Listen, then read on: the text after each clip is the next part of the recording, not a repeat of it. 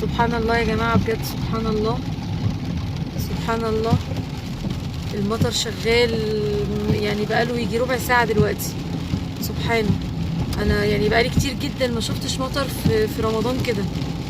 كل واحد عنده دعاء يقولوا ربنا يتقبل مننا يا رب صيامنا وصلاتنا، ويا رب يعني اللهم احسن خاتمتنا واشف مرضانا ومرضى المسلمين اجمعين، ويا رب تقبل صيامنا وصلاتنا، اللهم امين. ودعائنا يا جماعه كل حد لازم يدعي في الوقت ده بجد، وينجح اولادنا يا ارحم الراحمين وبجد، ويديهم على قد تعبهم بجد، اذا كانوا طلبه او اولياء امور، اللهم امين. بجد المطر ده فعلا جميل، ربنا يتقبل يا رب، وكل سنه وانتم طيبين. حبيت اشارككم اللحظه دي.